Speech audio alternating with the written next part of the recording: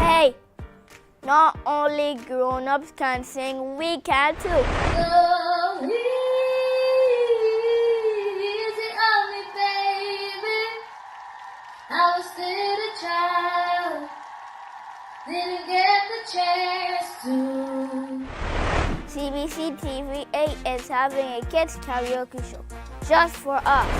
So children between the ages of 5 to 17 come in and join in for fun. Email Nadia Foster at nfoster@cbc.bb. Hear you soon. Bye.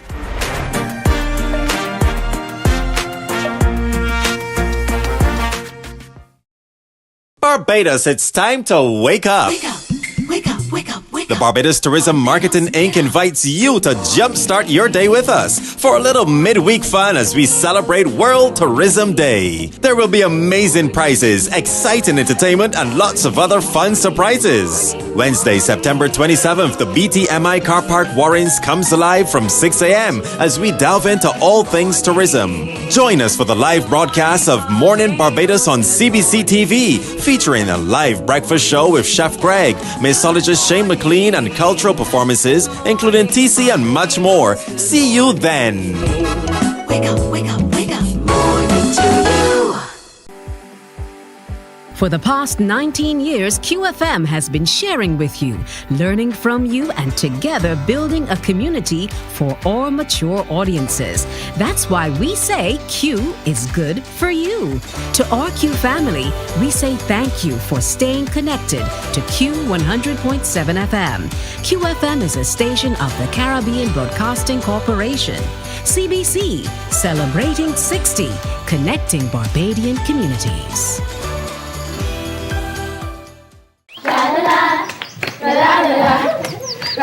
Are you a youth group, 4-H club, school, Cub Scout or Brownie Pack, or any organization or club with children ages 4 to 11 years? If yes is the answer, then we at Fun School, we're looking for you. Let's have fun singing, dancing, listening to amazing stories, doing craft, and so much more. I'm such a kid at heart. But to be part of this fun and exciting new season of Fun School, just simply send an email to Alicia Alves Grant at aa.grant@cbc.bb for further details. Fun School is back, and we're looking for you.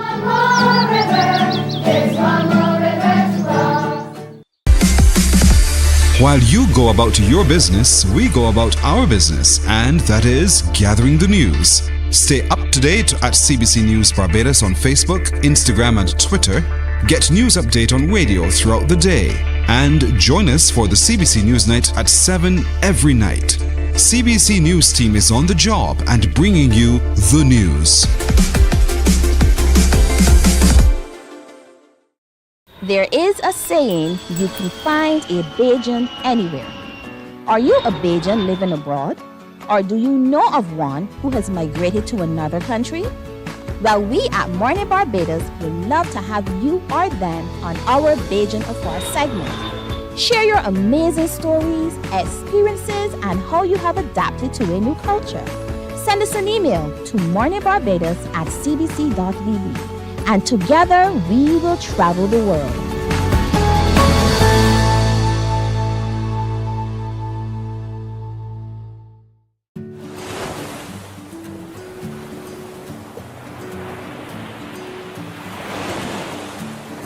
Oh, hi. My name is Stacia Whitaker, and I'm a registered dietitian nutritionist and a member of the Heart and Stroke Childhood Obesity Prevention Coalition. My motto is, when in doubt, leave it out, and it goes for when I'm eating, because sometimes things have ingredients that we're not sure of, and I like to keep it simple. And if I'm eating something and I'm not sure the ingredients in that particular thing, then I choose to leave it out. So I keep my snacking simple with fruit, nuts, or just water. It's easy to remember, there's no added ingredients, and it's also very nutritious. So remember, childhood obesity is real, so choose healthier alternatives. And when in doubt, leave it out.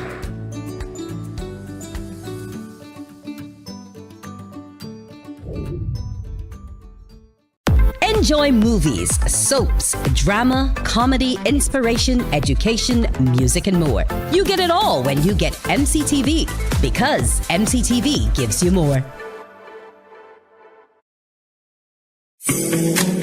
The facts say Morning Barbados reaches an audience of over 50,000 and Newsnight reaches over 56,000. It's simple. When you advertise, you're getting your message to over 50,000 of your potential customers. Make the call to CBC Sales Department today and watch your business grow. Contact us at 467-5559 or email marketing@cbc.bb.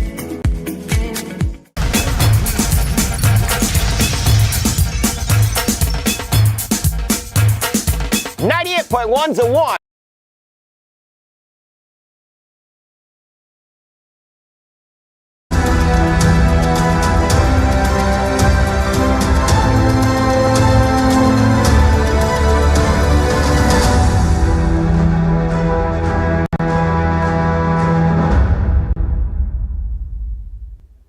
This is the CBC Morning Report for today, Tuesday, September 26. I'm Tisha Hines. Good morning. In our top story, the World Health Organization has published its first ever global report on hypertension, and the heart study done in Barbados features prominently. The report also speaks to the incidence of hypertension in Barbados. While a high percentage are aware they have hypertension, those managing it are far less. Dr. Kenneth Connell, Vice Chair of the Healthy Caribbean Coalition, spoke with the Morning Report about the findings and the report's significance to the island. The first global report on hypertension that has been published by the World Health Organization. So high blood pressure, despite being the number one killer internationally in adult patients, this is the first time the WHO has published a report. And it has done so, and this should not be lost on any of us, at a time when we've just gone past an active pandemic. We are currently on the heels of the UN SDG meeting in Geneva. And you may not know this, but we're exactly almost 2 years after the WHO published their hypertension guidelines. So there are some important peculiarities here, or coincidences. The report is a 300-page document. It's quite thick. And the important points in the report, I think, are summarized very nicely in the concluding statement from the WHO in the executive summary. The prevention and treatment of high blood pressure is feasible, according to the WHO report, and some statistics on Barbados were highlighted by Dr. Connell. It's low cost, it's safe, and it's also necessary for attainment of international, global, national, and importantly, strategic development goals, which is what the conversation in Geneva is all about now. In other words, there's no excuse. Hypertension is largely a preventable disease if certain things are put in place. The report is 300 pages, as I said, but there's a reason for that, and that's because almost half of it is dedicated to what I like to call the country profile. These profiles look, for instance, well, at all countries, but there are just one page. So it's a snapshot of each country. And I'm going to try to pull out, of course, just randomly, Barbados, right?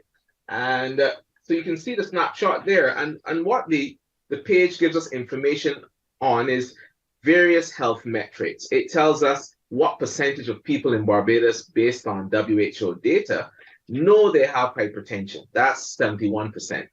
And then what percentage of those of 100 of people who have hypertension actually are treated? That's 61%. And then finally, probably the most important metric is what percentage of people living with hypertension who are diagnosed and being treated actually are controlled. And would you believe it, it's only 34%. So it gives you these data, and it also projects, more importantly, what things might look like if we did certain interventions. Dr. Connell says it's far from an academic document, as there's something in it for everyone. It's for you, the man and woman on the street. For instance, it says to use some of the interventions that you might consider to reduce your risk of developing high blood pressure and also to treat hypertension. It also speaks to political leadership. What are some of the national policies that need to be put in place and how well each country is doing in achieving those goals? And finally, it speaks to healthcare professionals. How should we be going about the management of hypertension in a standardized way? And that involves the WHO HEARTS program. Dr. Connell said further, the management of the condition cannot be blamed solely on the patient or the doctor, as he has pointed out. We always like to kind of place the blame on the patient, the healthcare fraternity, or even administrations, and you know, everything is about you guys need to get out there and do more exercise, eat healthier, take your medication, and everything will be okay. But remember, Wendy, we do all of these things in an environment. So the health environment has to be conducive. You can only eat healthier if healthier food is available and it's affordable, right? You can only exercise and walk more if cities have greater walkability and the ability for you to get from place to place, like cycle lanes and those kind of things. And you can only consume those things you think are healthy if you know the things that are unhealthy in them, such as the presence of very prominently labeled octagonal front of package warning labels. So these are things, it's not just the individual to blame, but it's the society that has to put things, or the leadership that has to put things in place to make sure we're in the healthiest society. Well, coming up on the CBC Morning Report, media workers in Grenada get an increase of pay.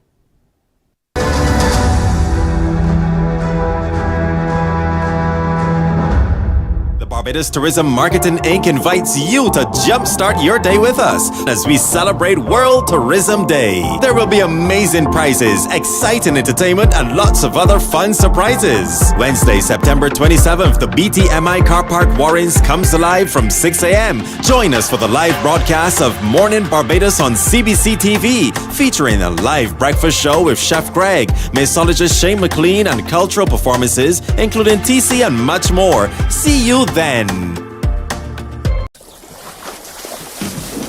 From the beautiful shores of the gem of the Caribbean, Barbados, home of the amazing Harrison's Cave, the tantalizing Oystins Bay Garden, our historic garrison, the indigenous road tennis, and the friendliest people in the world. We are 94.7 FM, the ultimate Bajan experience.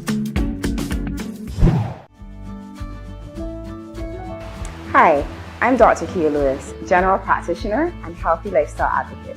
Good nutrition starts at home. So this school year, I want you to consider packing healthy, nutritious snacks and lunches for your children to carry, rather than having them buy them at school. And don't just pack things you think they should have. Have a discussion and come up with things that you both know they will enjoy.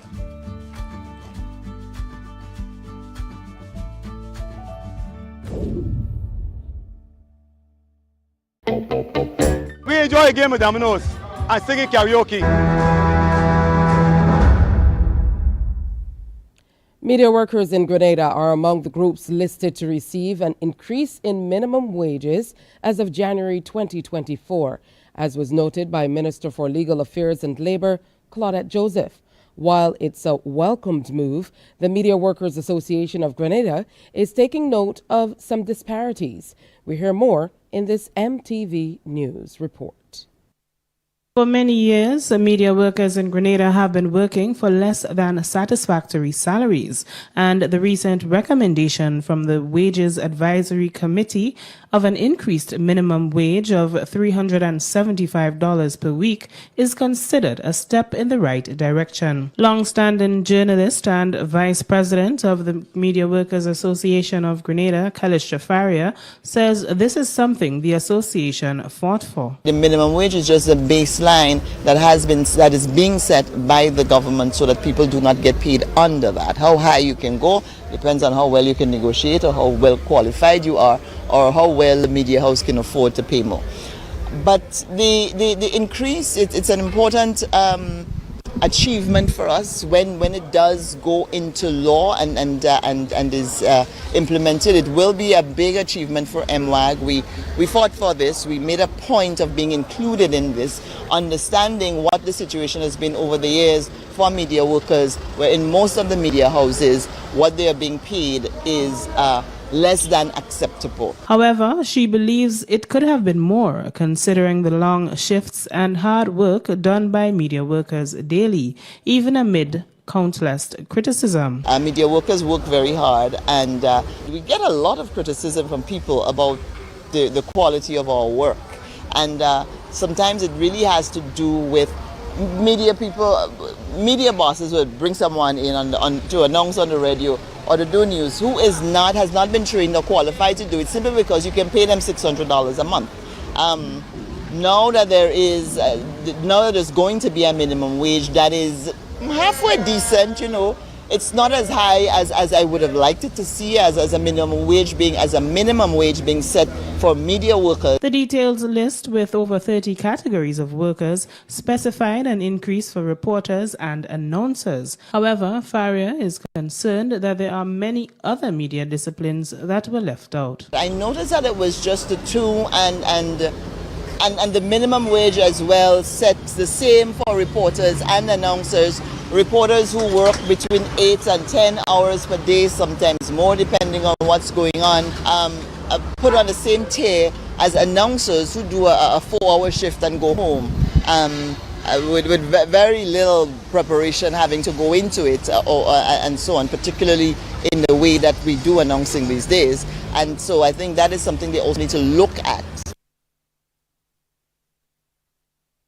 While the full extent of the cyber attack on the Bermuda government's network is unclear, it was confirmed their system experienced a serious disruption of almost all government departments. Speculation is rife about who might be responsible for the attack.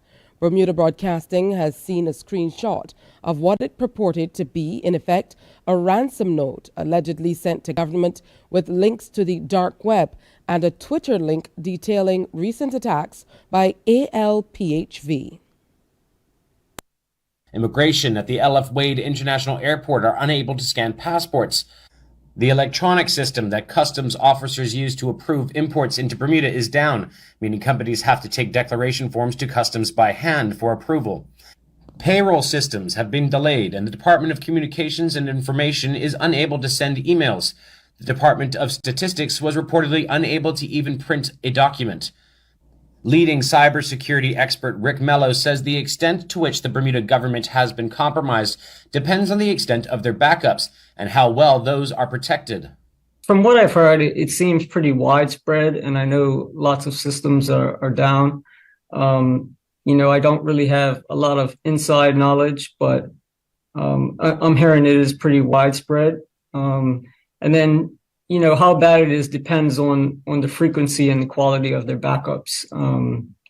And whether, sometimes the attackers find the backups and encrypt them as well. So if they do that, you're really in a tough spot, because if those backups aren't stored securely, they will encrypt those as well. Mr. Mello is the principal consultant for Sentinel Cybersecurity and has spent his career working in IT and cybersecurity operations for financial services and insurance companies based in Bermuda. He says the big question is whether any data was obtained in the attack. If so, not paying a ransom could result in that data being published on the dark web. The only way to undo the attack, he says, is with the encryption key.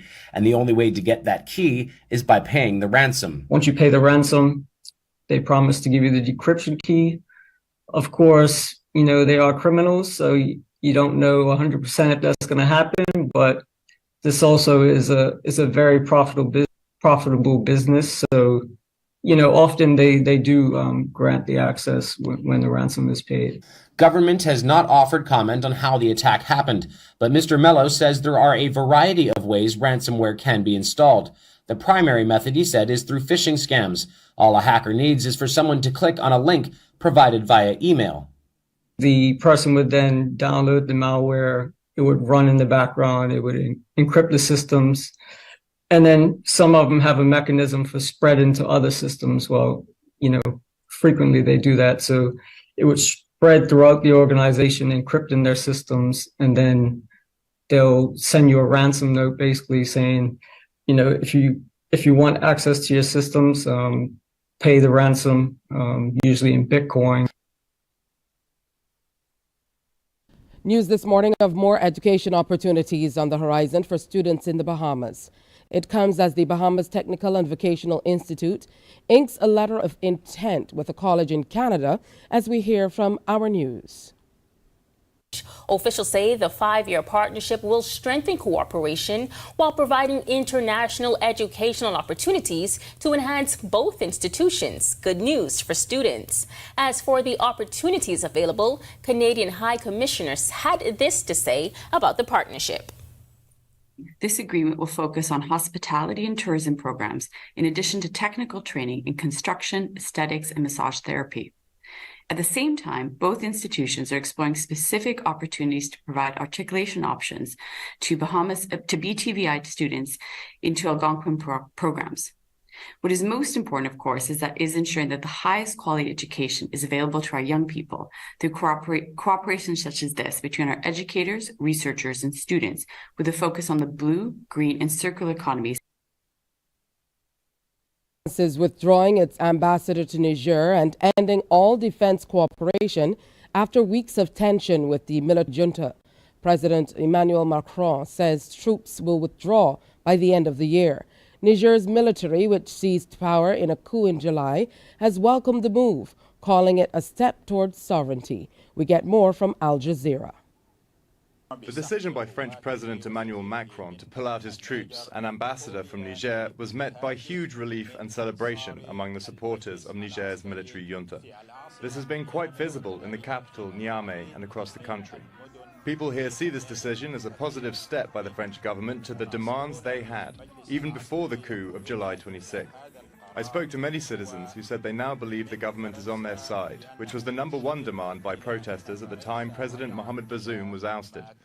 Now, people believe the junta has heard the demands of not only the masses, but also organizations and agencies in the country.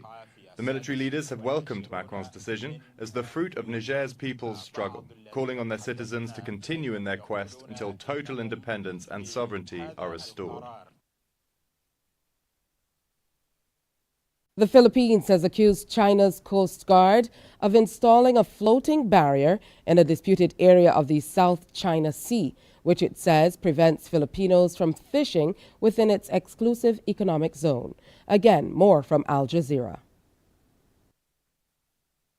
A Filipino fishing boat attempts to enter the disputed Scarborough Shoal's main lagoon, but the Chinese Coast Guard deploys rubber boats and chase it away. Filipino fishermen say this has been the situation in this part of the South China Sea for years. We anchored there one time, and the rubber boat came and cut our anchors. And even if they can get past the Chinese Coast Guard, there is another obstacle. The Chinese have put up a floating barrier, which the Philippine Coast Guard says could endanger the lives of those who might try to break it. If you're going to insist in proceeding to the shoal, your propeller could get stuck in the net that's underneath the floating barrier. The Scarborough Shoal is about 120 nautical miles or 222 kilometers from the Philippines' western province of Zambales. Its distance from China, 900 kilometers. It was also the site of a standoff between Manila and Beijing in 2012 after the Philippine Navy arrested Chinese fishermen. The U.S. brokered the deal and the Philippine Navy pulled out. But Chinese vessels never left the resource-rich lagoon. Experts say rising tensions could push China to do more than just blocking off entry into the shoal. Scarborough Shoal is that one last missing piece that is left for reclaiming and to build a new outpost before Beijing could somehow, accomplish a more comprehensive coverage of the area. Manila is also considering suing Beijing again, this time over what it says are destructive practices that have led to the death of coral reefs. I think that the Chinese Coast Guard are doing this precisely to prevent our fishermen from seeing what they're doing inside the shoal, which is all of this destructive fishing activity. But China says the accusations are fiction and reiterated instead its demand for the Philippines to tow away its old warship on the second Thomas Shoal that it says is discharging polluted water. Review what's coming up on Morning Barbados at 6:30. We're going to be telling you all about the archery team who will be heading to Tobago to represent Barbados. Tandra Giddings will be in talking to us about her new book, Living Loud on a Budget. And we'll also be talking about the Future City project with the principles of Future Barbados. Very interesting project coming on stream soon, as well as the Caribbean Climate Responsive Agriculture Forum. More on that. And we get things started on Morning Barbados today with conversations on CARICOM as we reflect on the UN General Assembly just concluded. That's all at 6:30, but next we have more news, sports, and weather. So stay with us.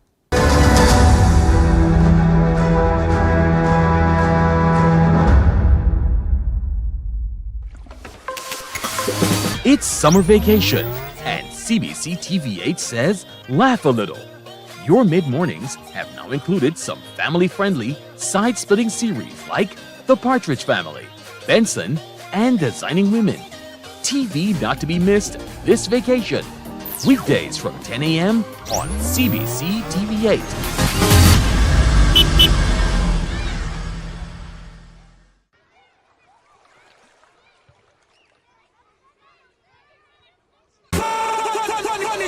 It's Match Day Live from the 246 with host Damian Best. Your all-access pass to the action happening in the BFA Premier League and beyond. Every last Monday of the month on CBC TV8. Kickoff time, 8:30 p.m.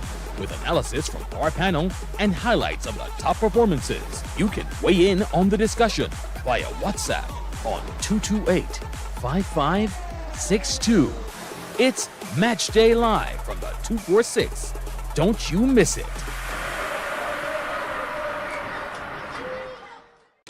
My friend, you don't plan to get it. Oh, Barbados. Hey, I'm KB Clean. Join me 6 a.m. until 10 a.m. right here at 94.7, the best and ultimate Bajan experience. My show is called Bajan to the Bone. Don't miss it, Bajan to the Bone. Weekdays right here and only here on 94.7.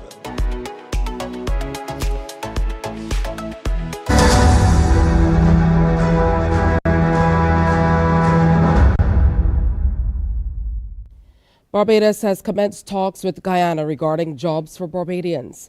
The disclosure from Labour Minister and Member of Parliament for St. Peter, Colin Jordan. He was speaking during a Barbados Labour Party constituency meeting last Sunday. We've started discussions with the government of Guyana with respect to opportunities in oil and gas. I visited Guyana for a meeting of Labour ministers, and I can tell you that one of the reasons why there are not as many Guyanese in Barbados now is because a lot of them are planning to come back. There is a lot of activity in Guyana, a lot of activity and a lot of opportunities, and we've been pursuing them. The president of Guyana said to Prime Minister, our Prime Minister, that he is hearing all kinds of accents in Guyana, but he's not hearing the Bajan accent. But there are a lot of opportunities, and we are pursuing those opportunities. Growing concern regarding the increasing number of abandoned and derelict structures, which have been targets for fire in recent times. This from Station Officer at the Barbados Fire Service Bridgetown Headquarters, Roger Bourne. He says they have sought meetings with the relevant state agencies to see what could be done in addressing the situation. Station Officer Bourne made the remarks as members of the Barbados Fire Service visited the community of Britain's Hill in St. Michael, dispensing smoke alarms to a number of homeowners deemed most vulnerable within that community. There are persons who just abandoned houses, and then undesirable people move into the houses, and sometimes they do some strange things like putting in food, roasting breadfruit and stuff like that within the homes and causing the homes to burn down. So we're working in conjunction with the Department of Emergency Management and the DO's local district organization so that they can identify these vulnerable people and also to identify these homes that are abandoned and see if we can work with the Ministry of Health to see if we can do a cleanup situation going on. Station Officer Bourne noted that the activity was just a part of their community outreach fire prevention campaign. There are 3 houses that have persons who live alone. There's one who is wheelchair bound that has home help coming in on a daily basis, and we just want to make sure that these individuals have some sort of early warning device so that even if they themselves are not able, their neighbors, because this is a close-knit community, their neighbors will be able to assist them where possible of getting out of their homes so that they can remain safe. An effort is being made to ensure fisher folk are qualified to properly do their jobs. As part of the initiatives, over a dozen of them will be undergoing training that could lead to national vocational qualifications. Sharika Griffith reports. Over the next 12 weeks, 15 members of the fishing community will be trained in seamanship operations and fishing vessels. I think it will help young fishermen to gain more experiences and chances. And it'll like more of the youth to come and try, because the industry really, truly needs them. President of the Barbados National Union of Fisherfolk Organizations, Vernal Nichols, says it's all part of an effort to improve the skill sets in the industry. We are going to look at certifying the industry and making sure that persons are competent in their fields and that persons don't just pick up a boat and go out. And then, you might have a knowledge and an idea, but the BDF, as they speak to you.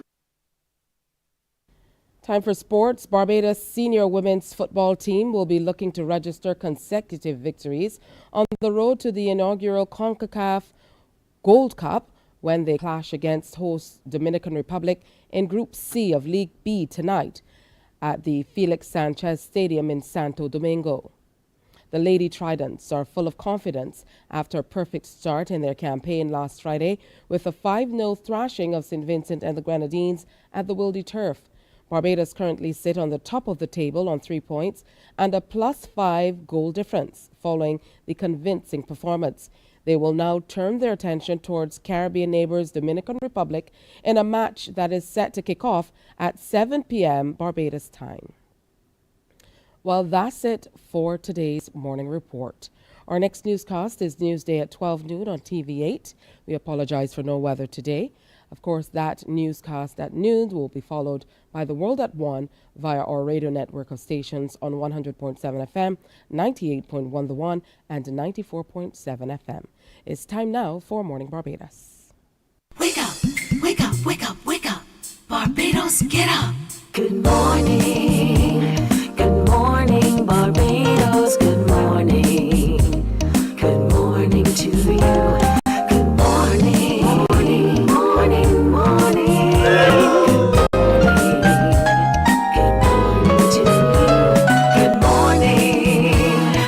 Morning, Barbados. Good morning. Good morning to you. Good morning. Morning, Barbados. Good morning. Wake up, wake up, wake up. Morning to you. It's Tuesday, September 26th. Good morning. Welcome to another Morning Barbados presentation. I'm Tisha Hines. I'll be here with you until 8 o'clock this morning. Certainly hope you had a restful night and looking forward to a wonderful day today, as always. Thanks for tuning in wherever you are here in Barbados, across the region or the world, and tuning in on our Facebook page or online with YouTube, wherever you are. Again, welcome. Good to have you with us. We're going to be talking a lot about what's happening here in Barbados and across the region and sharing with you some of the inroads we're making in some very interesting ways for a small island developing state. But let's start by talking about today, which is Human Resource Professional Day.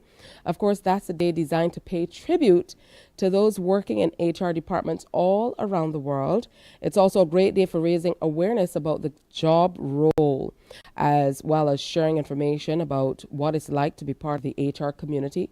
So if you're interested in working in human resources, you should be able to find a lot of great information online during this period as well. So on that note, let me say a special good morning to those people working here in our HR department, and of course people working in human resources all across the island and indeed the world. So happy day to you. I hope you thoroughly enjoy it. HR has a very significant role to play in business all across the world. Now, we are also going to be having a few guests today to talk to us about the Caribbean Climate Responsive Agriculture Forum, which is coming up. There's a workshop titled Implementing the Agricultural Elements of the Nationally Determined Contributions and Enhancing Ambition for Greater Adaptation and Mitigation Action in the Agriculture Sector. I know it's a mouthful, but we're going to break it down for you so that you find out a little bit more about what's happening in that area. We're going to have representatives from ICA who will be in, and the ICA Barbados representative will be here, as well as an international specialist in water and soil management and climate innovation. They're going to be here to talk to us about that coming up this morning. We're also talking about a project called Future City. What does that mean? Well, Future Barbados will be coming in to talk to us about it, what the project entails, what it means for us, how it will be done, where it is in terms of the implementation, and what it will mean to us. So Alyssa Amore-Gibbons, Future City Lead, Future Barbados, and Shara Graham, the Admin and Logistics Coordinator with Future Barbados, they're both going to be here to share more about that project. Now, an old school mate of mine will be dropping by today. She's an author and she's a world traveler. She's been all over the world and she's back home in Barbados. Her particular area of expertise is finance. So she's sharing with us in a brand new book. It's called Living Loud on a Budget, Authentic Financial Living. Tanja Gittins is going to be here to talk to us about her book. And we definitely want to hear more about that. Plus today we're talking pediatric care, as we hear that many countries down the region have now declared states of emergency as relates to dengue fever. We definitely need to ramp up what we're doing here in Barbados to ensure that we don't suffer the same challenge. So we'll be speaking with Dr. Gillian Birchwood about that. And in particular, we're talking about protecting the children as they go off to school to make sure that they are indeed doing the right thing. Of course, Barbadians are heading off every single day to represent the country, and the archery team will be heading to Tobago soon, so we want to introduce you to them and talk a little bit about the sport of archery as we encourage this 20-person team made up of managers, coaches, shooters, and so on. They're going for the Caribbean Development Championships coming off from the 27th of September to October 3rd. So very, very interesting stuff all here today. As you can tell, a packed calendar, but we're starting by taking a look back at the just concluded UN General Assembly, and for that reason we're jumping straight into conversations on CARICOM with His Excellency David Comichon, Barbados Ambassador to CARICOM. Good morning and welcome. Good morning, Tisha. Pleasure to be here. Well, always great to have you with us, and it was indeed a pleasure to see how busy we were this past few days at the UN General Assembly. There was lots going on, and we had a lot of officials participating, and Prime Minister Motley certainly took center stage on many very important issues. Yes, well, once again, she delivered perhaps the most important speech at the General Assembly. And I want to share it with Barbadians because we have produced a political leadership. We in Barbados, and by extension CARICOM, we have produced a political leadership that is in the vanguard of global thought and global strategy about dealing with the many crises that afflict the world. And we don't want to run the danger of having a leadership that is out there on the international stage, pushing the envelope, taking the vanguard positions, and our people, our population isn't there with them. So it is very important that we have this kind of communication. And it is very important that all of Barbadians understand the message that Prime Minister Motley and her administration are bringing to the world. And what makes her speech so important is that, yes, many speakers came there and gave a litany of all the woes and crises that the world faces. But what distinguishes her speech is that she's not just dealing with woes and crises, but you get in the body of her speech that there's a strategy, there's a positive strategy for dealing with these problems. And she gives a report on to what extent the strategy is going forward, to what extent it is working, but she also admonishes, look, we are making progress here, there, but we're in danger of not doing enough. And also that we are in danger that if we continue to have these injustices in the world, that we will not have that global solidarity, that team approach that is necessary if we are to win the battle. So I chose 3 extracts from her speech. The first one really deals with the strategy that she's leading and that Barbados and CARICOM are leading, and that is unfolding, and the place of the Bridgetown Initiative within that strategy. So perhaps we could hear that first extract. I ask us, therefore, my friends, to ensure that we summon the will. We listened to the Prime Minister of the Netherlands just now, and he reminded us ably that time is not on our side. And if time is not on our side, what must we do? The truth is, we have made some progress. 2 years ago, the International Monetary Fund did not have a mechanism to focus on cause of the problems that led to massive macroeconomic instability. We now have the establishment of the Resilience and Sustainability Trust that for the first time will make funds available to middle-income countries that are vulnerable. 20-year money with a 10.5-year moratorium. A year ago, the president of the World Bank was questioning whether there was a climate crisis. Today, we have a World Bank that for the first time acknowledges that there should be debt clauses that are suspended, debt pause clauses as they call it. Our battle now is to ensure that those debt pause clauses are not just for future instruments, but for existing instruments. If not, it will not help many.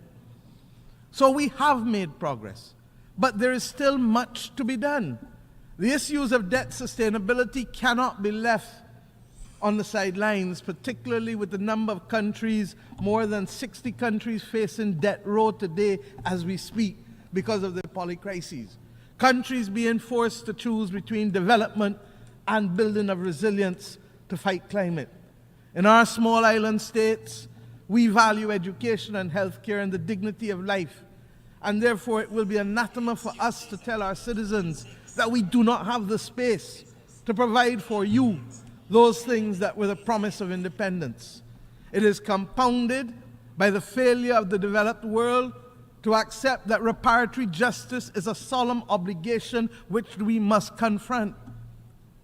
The conversation King Charles told us at the opening of the Commonwealth Heads of Government when he was Prince Charles was a conversation whose time had come, that of reparatory justice. But it can't be a slow conversation taken up when people feel like. It has to be a conversation in which equal partners discuss. It cannot be an act of charity of those who simply feel that their conscience must be cleansed.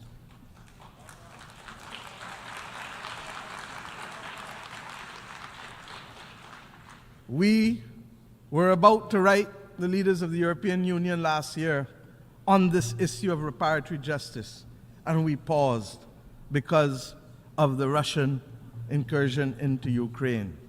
But it seems as though there are not those who want to make peace there or elsewhere in the world.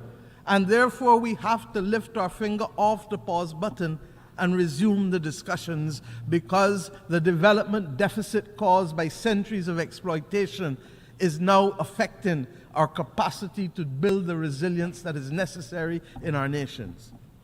Similarly, I want to thank, because a year ago we did not have the Paris Agenda for People and Planet.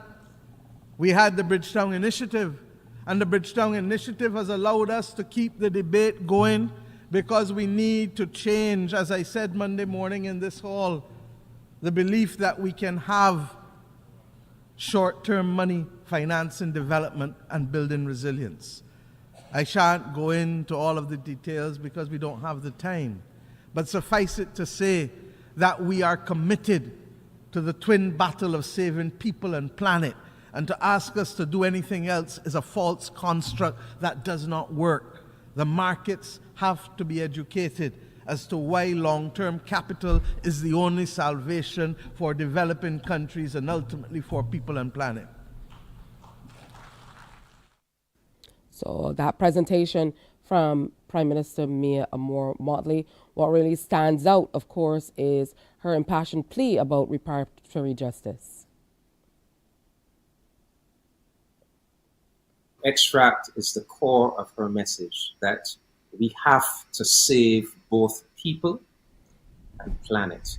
In other words, it can't be a choice between, oh, let us deal with the climate crisis, let us put all the resources into that, and let's forget about people getting access to education and healthcare and all the human development goals that we have for ourselves. That is a false choice.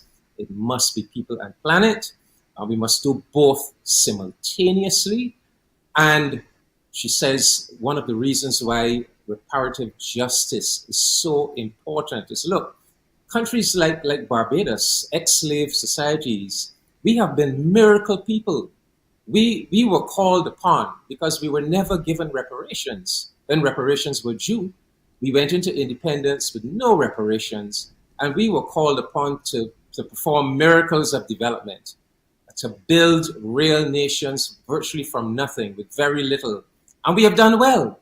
But she's saying that with the challenges bearing down on us today, it's not just the challenges that we have known in the past of how to do development with very little resources, but it's now also the climate crisis and all of the challenges that is bringing for us. Now, more than ever, we need reparative justice. So it is, all of these things are interlocking, but the fundamental message is that the system needs to change. The system that was developed close to 100 years ago that did not really take into account developing countries, the black and brown people of the world, it now has to transform itself to put those countries and those people to the forefront, because we have a right to development, because of all that we went through, all of the plundering and looting of our resources over centuries. There's a developmental deficit, and the system must be reformed to honor our right to development. And it can't be planet or people, it has to be both. Absolutely. Now, I know that we wanted to feature two of the other very, very impactful parts of Prime Minister Motley's speech. Unfortunately, we are already at the end of our time, where she addressed Haiti and also what's happening in Venezuela. So, just to close out this particular session, looking back on our appearance really at the U.S. General Assembly just concluded our showing. I guess we'd say that we definitely got a lot of attention, got a lot of information out there, and shared on many of the initiatives that we want to be center stage for the next few years. Yes, most definitely. Perhaps next week we could look at those extracts that deal with Haiti because CARICOM is really struggling with Haiti. We're trying our best, and Prime Minister Motley puts it into very good context. And also, she went on to deal with not just Venezuela, but also Cuba. And she made a very important point. Look, it's not just, there are tremendous injustices being meted out to Cuba and Venezuela. But it's not just about correcting those injustices, but it's about the idea that we cannot have those injustices in a world where we really need solidarity. We need to bring all of the countries of the world together in a team, TEAM, to solve the world's crisis. But yes, Barbados and CARICOM are continuing to play a very, very important role on the world stage, and that is not surprising in light of our history. We understand these things well because we were the most victimized and oppressed and exploited people on this planet for centuries. So we come from that history, and because of that history, we have a sense of the sacredness and the preciousness of all human beings, And so when you hear Prime Minister Motley speaking so passionately about countries on debt row, she's not speaking about Barbados, but we understand what many of our brothers and sisters on the African continent in particular, because many of those countries on debt row are fellow African countries. So she's speaking not only for us in the Caribbean, she's speaking for broader humanity. And we are doing very well, Tisha, and it's important that our people appreciate this. Absolutely. I want to thank you as always, Ambassador, for summing up all that has gone on this week. We certainly have lots more to talk about. So thank you once again. Very informative session for conversations on CARICOM. Today, of course, conversations on CARICOM and beyond. My pleasure as usual. Look forward to seeing you next week. Absolutely. We're going to take a break here. When we come back, we're talking to you about a very important Caribbean Climate Responsive Agriculture Forum that's coming up. Morning, morning, morning. Good morning. Good morning to you.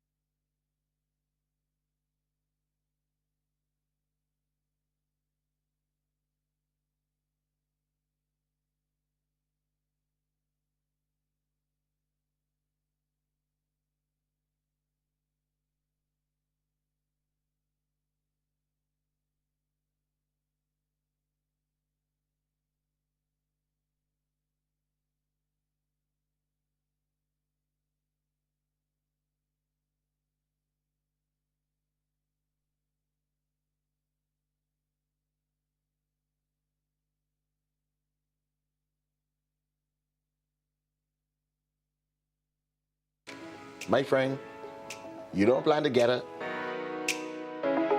Oh, Barbados. Hey, I'm KB Clean. Join me 6 a.m. until 10 a.m. right here at 94.7, the best and ultimate Bajan experience. My show is called Bajan to the Bone. Don't miss it, Bajan to the Bone. Weekdays right here and only here on 94.7.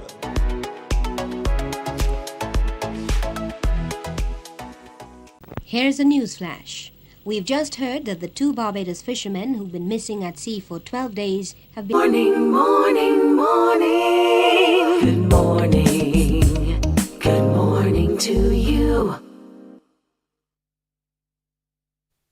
Well, welcome back to Morning Barbados. We have to say good morning to a team from representatives of ICA and they've brought along a representative of the international. She's an international, an international specialist in water and soil management and climate innovation with ICA, as well as that's Dr. Shani Sid Martin.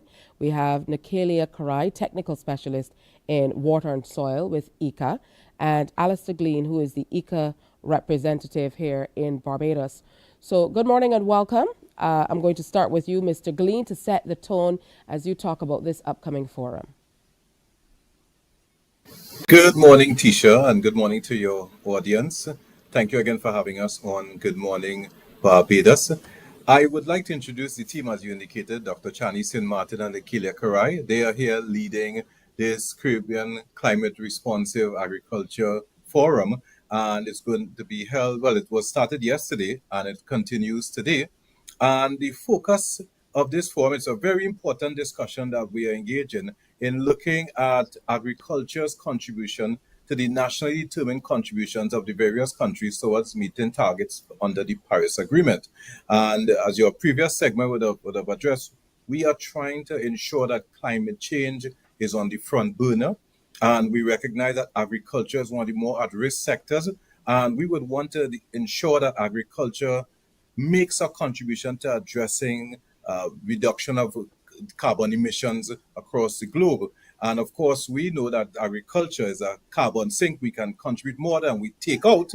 This forum seeks to undertake dialogue across the various countries in the region. In fact, we have representatives from all over the Caribbean that are here to undertake dialogue to see how best we can position agriculture as a contributor to these NDCs. All right, so these representatives are here to talk more about it. As you mentioned, the forum started yesterday, so we're going to depend on you to be able to share with us how they are, or they can go ahead and tell us how they are participating in these discussions. Let's start with you, Dr. Martin. Yes, thank you. And again, thank you for having us on the program. I think it's a very important, very suited the part that was there before, and also what Alistair said. What we are trying to do, we have recognized that with the agriculture, there's a potential there, an opportunity there where there's a potential to get some climate financing for the development of the agricultural sector. And unfortunately, the situation is that there has not been this awareness of that potential there. I'm not going to go into the impacts, but essentially we need to create the awareness and build the capacity of the agricultural technicians and also the decision makers to really know more about the NDCs and more organize and build the capacity to actually get the finances from that instrument there or related to that instrument. And so what we are doing today, the workshop really focuses over the 2 days to create that awareness first and to create that functional capacity where the persons that are at the workshop, the participants, we take them through an entire process into where the NDC agriculture and the NDCs in your country's and NDCs using the case study to show how you move from that point of building the capacity or the awareness and developing interventions that could be used in your country.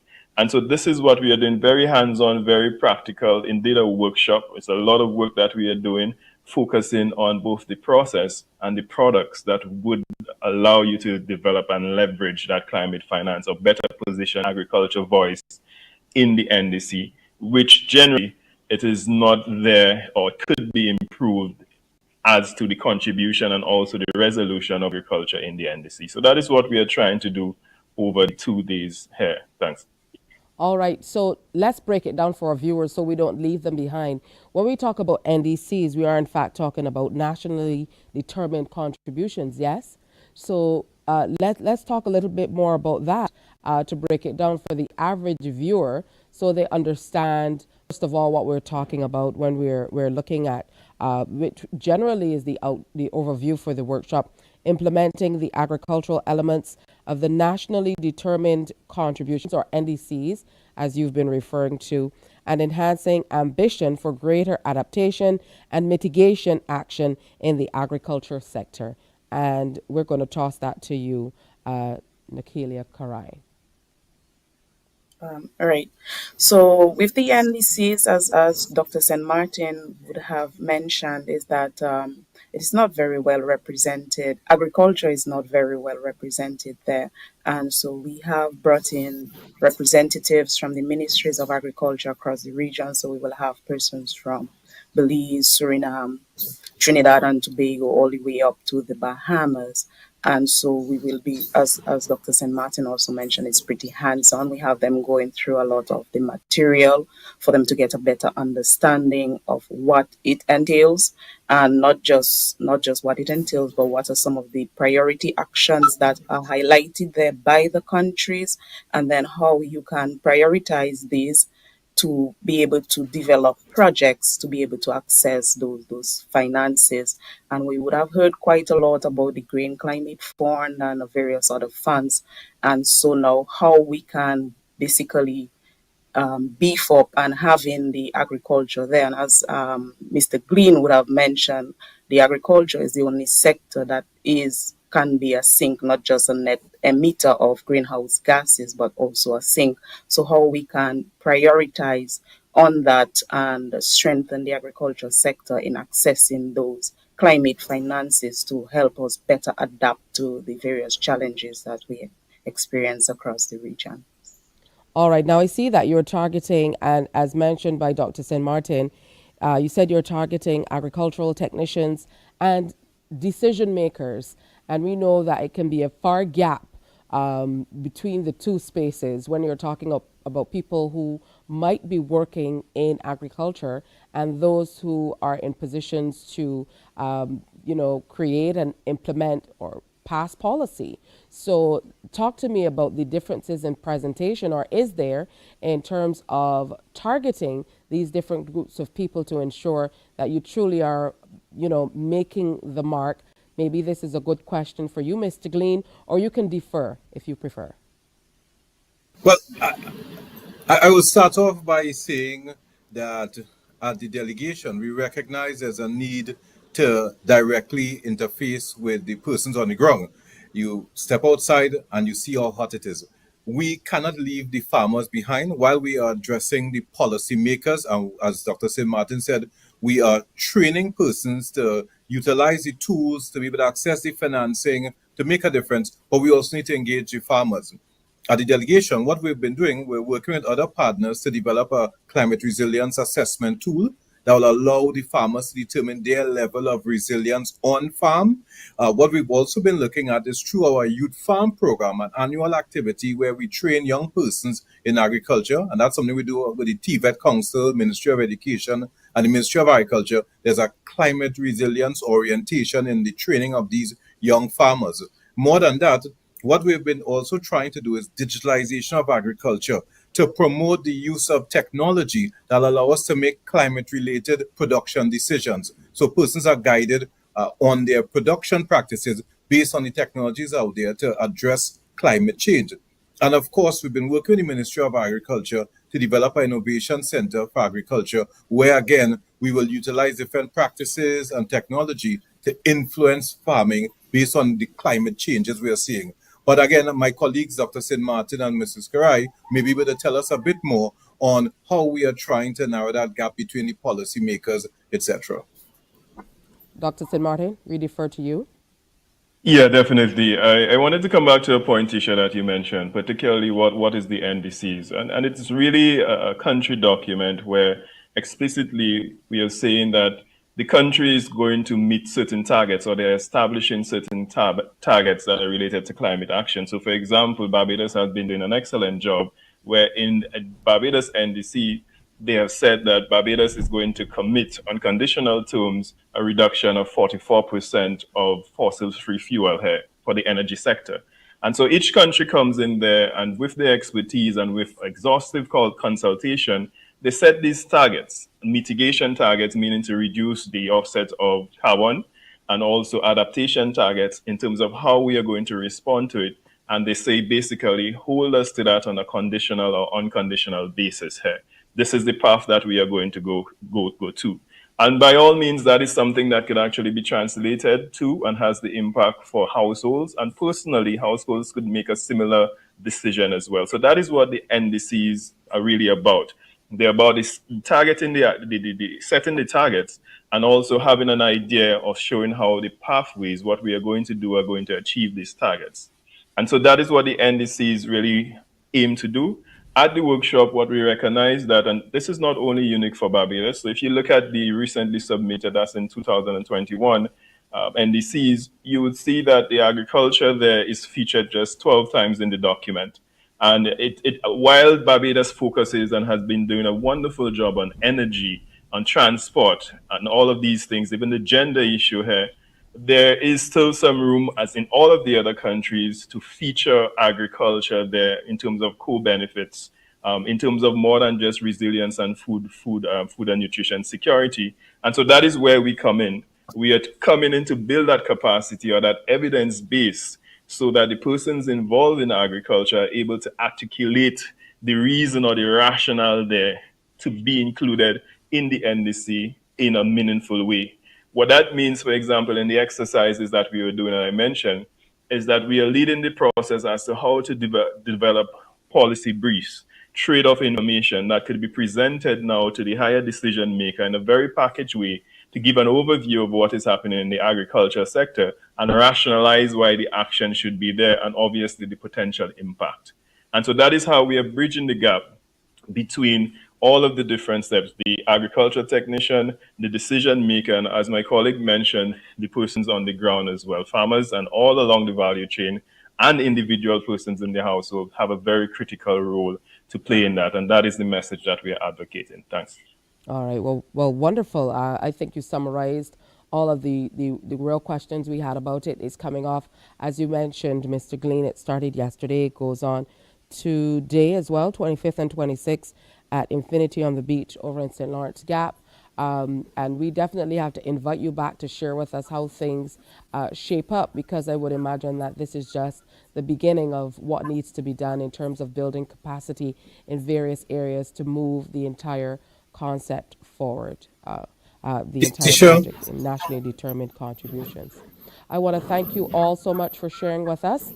And again, we'd love to have you back to kind of summarize what has happened and share with us how things have gone and give an update. So thank you so much for your contribution. All right, we're going to take a break and come on back here on Morning Barbados. Stay with us. Morning, morning, morning. Good morning.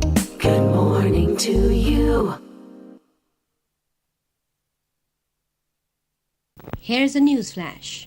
We've just heard that the 2 Barbados fishermen who've been missing at sea for 12 days have been rescued. The country stands poised tonight on the eve of one of its most significant historic events. A very good evening to you as we bring you a look at local, regional and international news. A very good evening to you. This is World Scene for Thursday, January 5th. And that's the picture for some of the social services and cultural activities of 1982. So when you go to rent a video cassette after May 1st, you'll have to pay more for it. I'm Ian Bourne with another edition of the CBC Evening News. Good evening, I'm Diane Fort. In our top story at 7... The Faces of CBC. It's coming soon to CBC TV8 and it's available for sponsorship.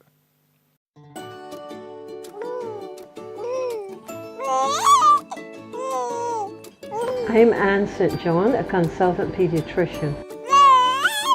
When packing healthy lunch boxes, do include a fruit, which includes a banana, apple, orange, or grapes to supply fiber.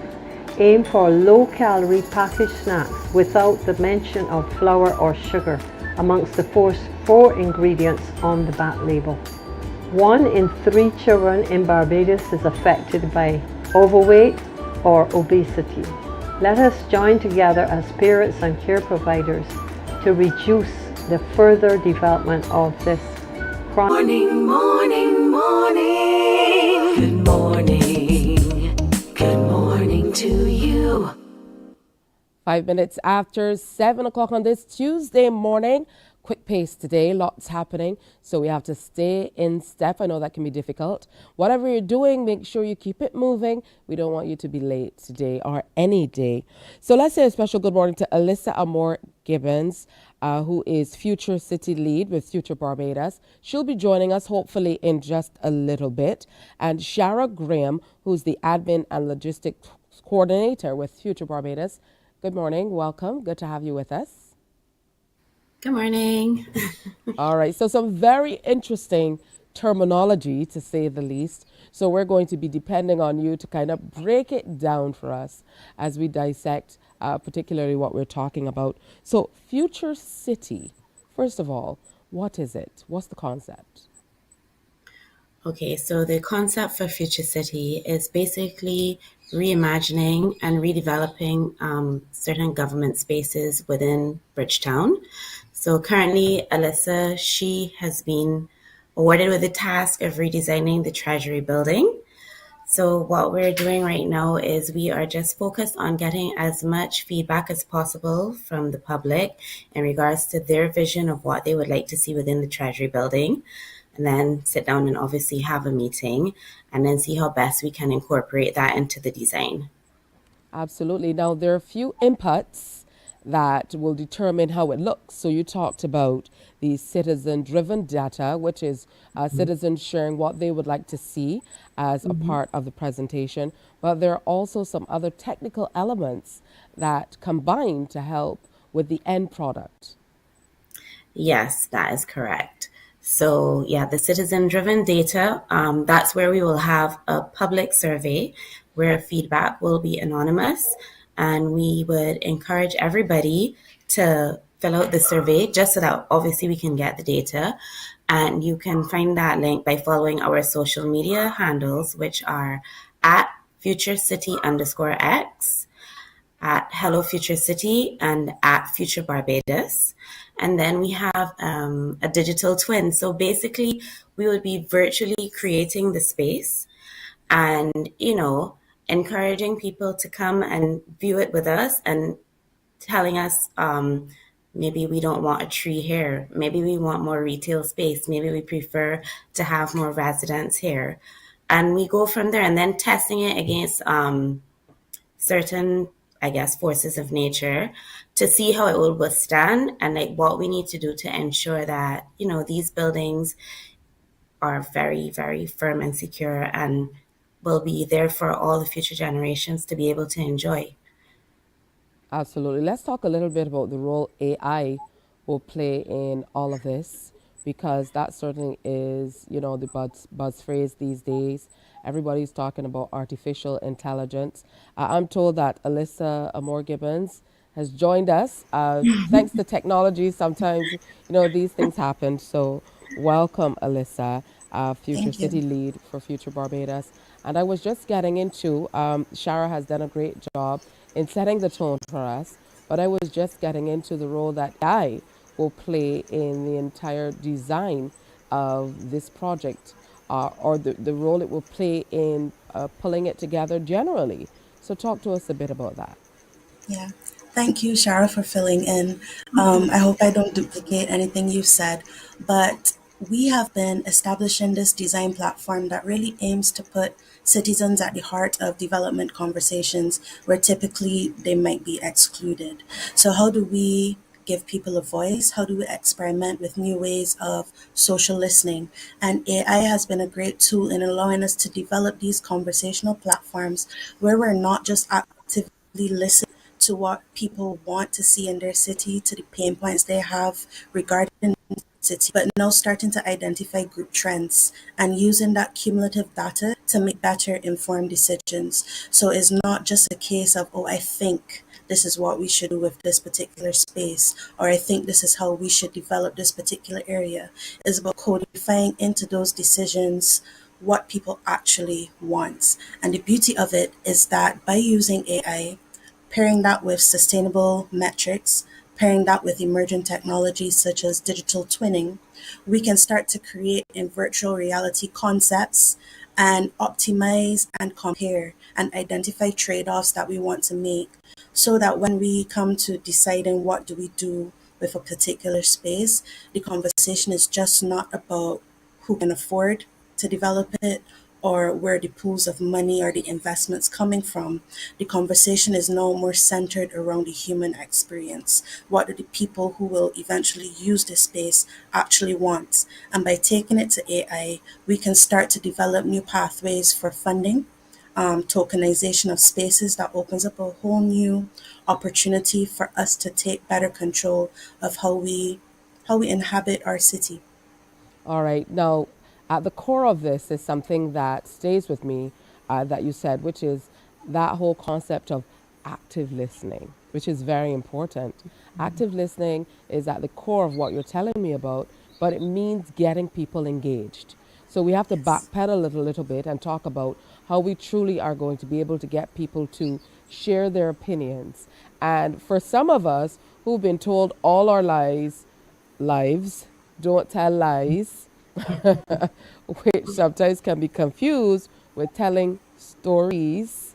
When you think about the concept of future city, of a future Barbados, even looking at what we see on your webpage, which is a Bajan by a bus out of city stop somewhere on the moon in a space suit, the average Bajan is not necessarily thinking in that way or thinking about sharing, even if they're thinking in that futuristic kind of way. So, how are we going to move people to the place where they truly want to share what they want to see in these spaces for the future? So it has been an amazing journey so far, a short journey, but an amazing journey so far. And, from the bottom of my heart, the ethos behind everything that we've been doing is exactly what you said. How do we not just listen and say our ears are open, but how do you engage people in a way that they feel comfortable enough to share? Every person I have talked to so far, and I have, I'm an architectural designer. I have different projects, some within town. I worked on Golden Square. Every time I interact with someone about the city, everyone has an opinion, everyone has a story, everyone has a memory. So it's about how do we kind of create that safe space that people feel comfortable to share, but also how do we take them out of their comfort zone and head in this new innovative direction. And we've been hosting some public engagement series. We started with an event on August 31st where we invited so many different people to come and not just talk to us, but design with us. So we gave people the opportunity to step inside extended reality. We created a digital twin of Bridgetown and we allowed people to come into that space and walk through in virtual reality what it could look like and have a chat inside of that digital space. And it really started to get people to open up. Some people were wowed, amazed, never that experience, that immersive experience before. We also had the opportunity for people to design right alongside me. We could drop in different types of furniture, drop in different types of green spaces, and see in real time. This wasn't someone saying, I wish I had, a green space to sit at when I'm shopping. This was us designing alongside each other together. So by creating these activities within the events and within the design workshops we've been having, it really gives people the opportunity to see in real time their ideas come into life. And that has been so amazing. We've gotten such great interaction, such great feedback. People start to realize the impact that certain ideas might have, why they might work, why they might not work. And it's been such a great tool to open up the conversation. And we'll be doing a lot more of these events coming up. At the moment, we have our AI conversational platform live until the end of September just for testing. But we've been getting people coming onto the platform and, giving their responses, venting, just really offloading all of the great information and ideas that they have about the city. So I think continuing to do those types of events where is demographic agnostic, skill level agnostic, just really allowing people to step into a new way of interacting with the design of public space. Oh, that's wonderful. I love the concept of, thinking of our city as a customizable experience that, can really serve individuals' needs based on what they see and expect from the space. Totally fresh. I love it. Thank you. All right. So, Shara, tell us I know you talked about the live AI platform that will be up for the month of September. How do we get involved? When are these sessions coming off? When is the next major session where people can share their opinions? Okay, well, yeah. Well, you can follow our social media handles at FutureCity_X, at Hello Future City, and at Future Barbados, and we'll be posting all of our information there. So just go on to social media, Instagram. You can even find us on LinkedIn. There's a lot of information there as well, and you can definitely follow us to be able to be up to date with when is our next Future City event, and we would love to see all of you there. Of course, I'm sure there are a lot of people who would love to come and see those virtual walkthroughs that you talked about, Alyssa Amor. So I definitely look forward to hearing more about the projects and hearing precisely when we can get in there and share. It's good to hear also that you worked on Golden Square as well. That's one of my new favorite places. My favorite place is the wall, and every time I go, I can't find my surname, and I have to find it all over again. And it's as exciting as the first time. I feel like a child in a bread shop. That would be the Barbados version of a New Yorker in a candy store, right? All right, ladies, I want to thank you so much. Continue the wonderful work. Again, it's Future City lead Alyssa Amor Gibbons and Shara Graham, who's the admin and logistics coordinator for Future Barbados, sharing with us about Future Barbados. That's beautiful stuff. Thank you, ladies. Thank you very much. All right, coming up next, I'm going to connect with an old school mate. I'm stressing on the old. And she's a world traveler, but she's here and sharing with us in the area of finance. She's written a book. That's next. Stay with us. Morning, morning, morning. Good morning. Good morning to you.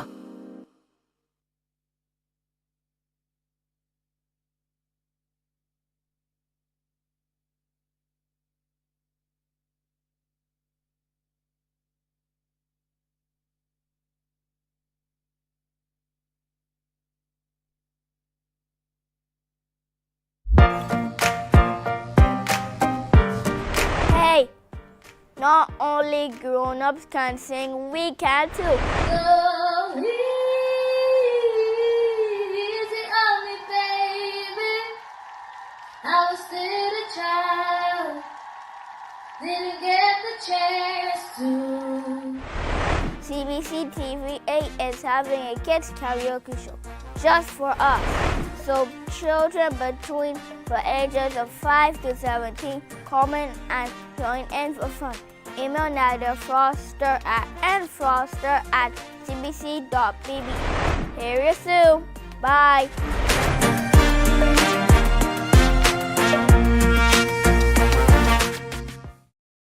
Barbados, it's time to wake up. Wake up, wake up, wake up, wake The up. Barbados Tourism Marketing Inc. invites you to jumpstart your day with us for a little midweek fun as we celebrate World Tourism Day. There will be amazing prizes, exciting entertainment, and lots of other fun surprises. Wednesday, September 27th, the BTMI Car Park Warrens comes alive from 6 a.m. as we delve into all things tourism. Join us for the live broadcast of Mornin Barbados on CBC TV, featuring a live breakfast show with Chef Greg, mixologist Shane McLean, and cultural performances, including TC and much more. See you then. Wake up, wake up, wake up. Morning to you. I thought I would never say. Living Loud on a Budget. That's the name of the new book from author Tanja Gittins. She's talking about authentic financial living. And she's here with us this morning. Good morning. Good morning, Tisha. Hey, good to see you. How are you doing? Thank you. Likewise. I'm well. How are you? I'm doing all right. In spite of the early hours, getting up early, but that's a part of life. Yes, it is. Yes. So, Tanja, you're going to add author to your titles. Yes. So, talk to us about what brought you to the place where you decided to write this book, talking about budgeting, really.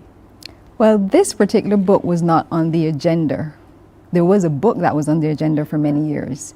For many years, because of the travels I've done, I've always had persons who said to me, "Oh, you should write a book. You should write a book." And then in the last maybe like 4 or 5 years, I've had staff members of mine who would say, oh, you should write a book. That was something I've been hearing for a very long time. So finally, I would say slightly before COVID, 2019, I think that was really the turning point. I was here in Barbados for quite a few months, and as I started to look around, I recognized that I didn't recognize the environment I was in. While it was an environment that I grew up in, it was like, it seemed almost foreign to me. And one of the things I realized is that we'd stepped away from some of our traditional behaviors, and some of them we held on to, which I felt like was keeping us back.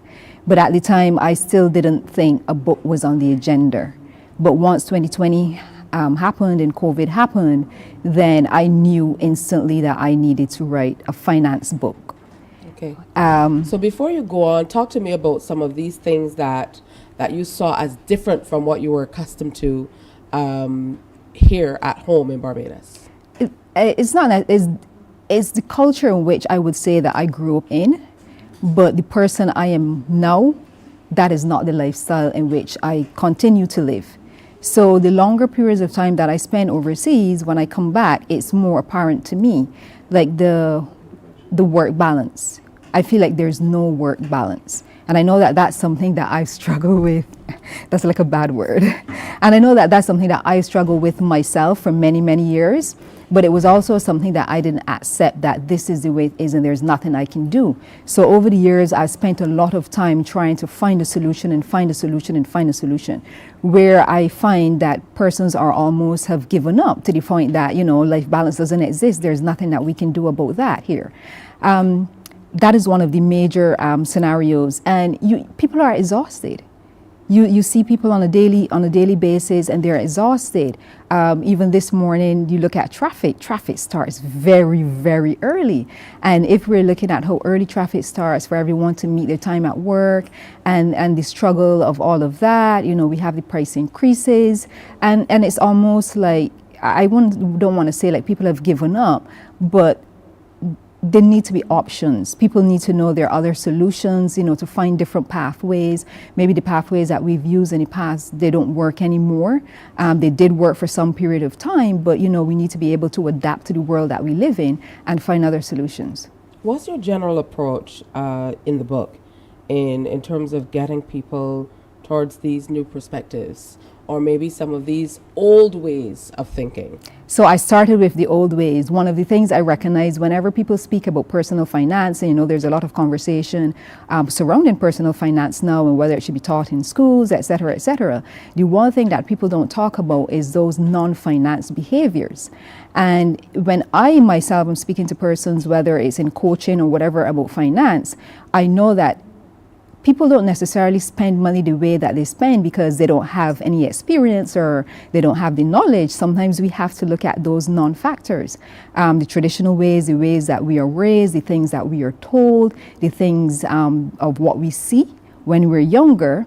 And unless you could get to the point where you can start to dissect those things, then you yourself don't always understand why you are spending money the way you are spending, or why you have the perspective about money that you do have.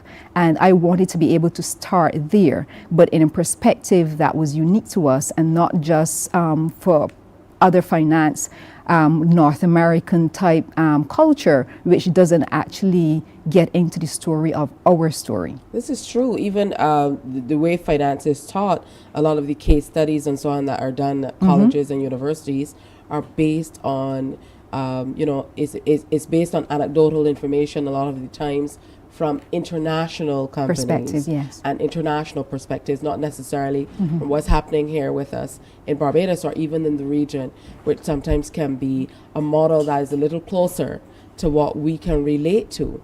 And I think it's interesting that you're able to kind of make the link with how we live and what we spend, because sometimes we don't. I mean, logically, we don't think about how something like work-life balance can influence your financial situation. Because if you think about it off the cuff, I'm thinking, well, if you put in more time and you make more effort, you should be making more money. But that's not necessarily what's happening. No. And then, of course, if we buy into the concept of health as wealth, then that certainly is not the approach. No.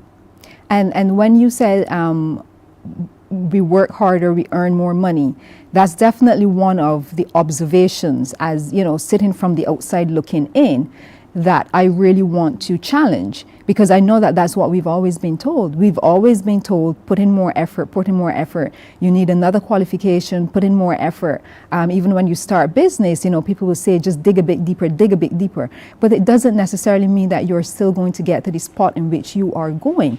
And these are the type of conversations that I want us to really start to have, because working additional 10 hours a day isn't going to confirm that you are still going to get to the spot that you are hoping to get to. So we need to really start to look at it from a more strategic point of view and really start to unlearn some of the behaviors that we have. The U word, unlearn. Unlearn. Is that a thing? Well, the dictionary says it is, so we're going to go with it now. Okay. But for people to really challenge their ideologies. And sometimes you're carrying things from your great-grandparents. It was said to your to your grandparents, it was said to your parents, it was said to you. You continue to carry it, but it doesn't have a basis in the world in which we live in. And it was based on a lot of fear. You know, the older generation, and they had reasons too. They had a lot of fear instilled in them from what they've been through, etc. And a lot of that fear has been passed on to us. And because of that fear, we are not necessarily stepping into the life that we would want to, because we keep holding ourselves back because what if, what if, what if? It's true. You refer to that as generational habits. Yes. Yes. And the word that I think our foreparents use when they use the word generational behind it, certainly not habits. We know what they often talk about, generational curses, but who knows? This might be a part of that as well, being able to break some of those habits. And one of those things that I think we were taught and are still taught, we're moving away from it in a big way these days, in terms of the teaching of financial literacy early on and so on. But we were always taught, go to school, learn well, get a good job, stay there for 200 years, and they'll give you a citizen watch at the end of that time and go off into the sunset, maybe take a cruise.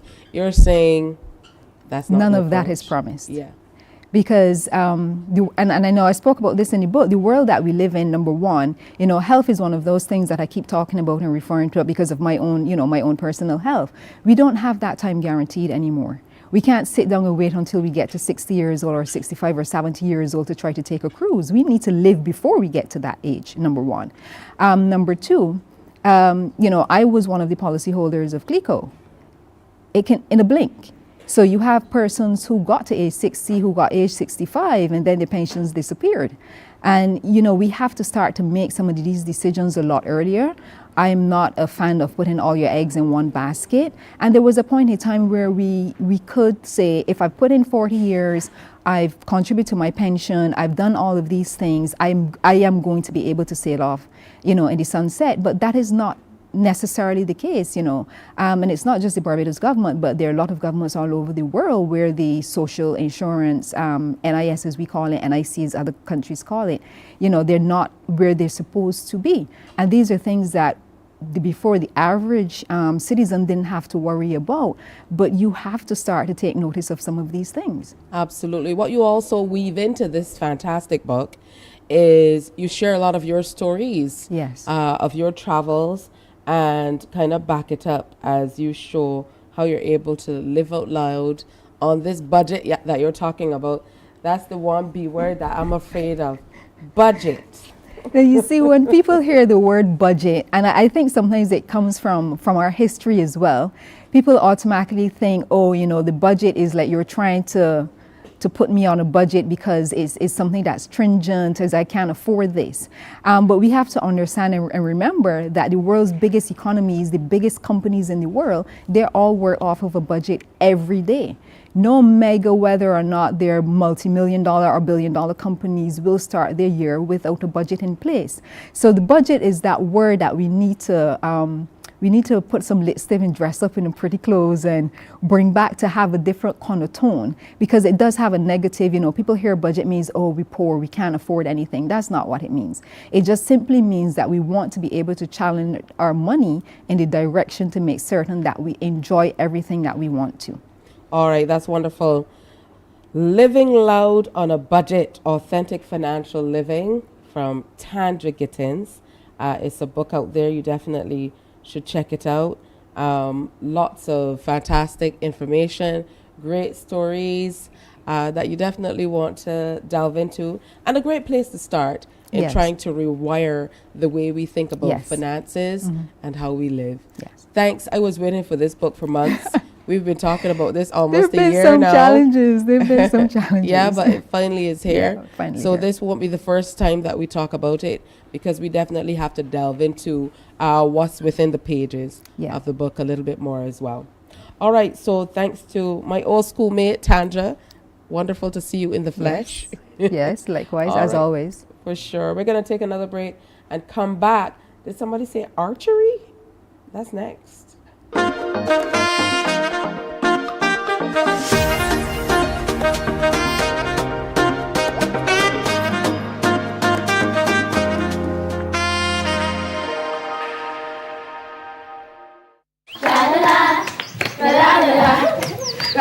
Are you a youth group, 4-H club, school, Cub Scout, or Brownie Pack, or any organization or club with children ages 4 to 11 years? If yes is the answer, then we at Fun School, we're looking for you. Let's have fun singing, dancing, listening to amazing stories, doing craft, and so much more. I'm such a kid at heart. But to be part of this fun and exciting new season of Fun School, just simply send an email to Alicia Alves Grant at aa.grant@cbc.bb for further details. Fun School is back, and we're looking for you.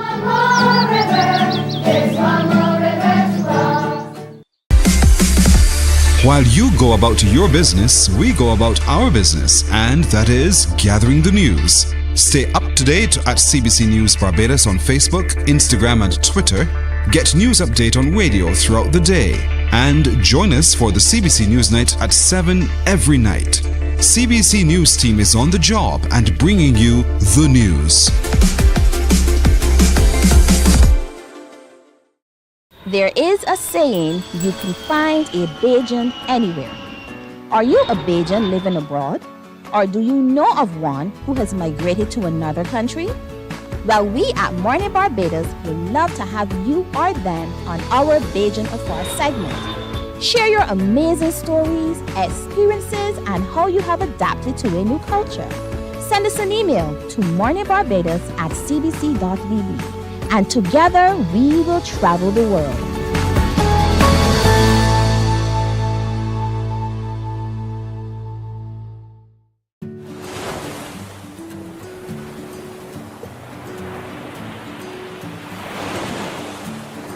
Oh, hi. My name is Stacia Whitaker, and I'm a registered dietitian nutritionist and a member of the Heart and Stroll Childhood Obesity Prevention. Morning, morning. Good morning. Good morning to you. 26 minutes now before 8 o'clock. I don't know what's for breakfast, but make sure you make it count if breakfast is your thing. Some people, they prefer to just head on out with maybe a cup of tea, some nothing, maybe some water, a little fruit, whatever you do. Make it count for you and travel safely. Lots and lots of traffic around the roads. Now, we've been hearing the last few days that down the region, there's a lot happening with the mosquitoes. One Caribbean island has declared a state of emergency when it comes to dengue fever.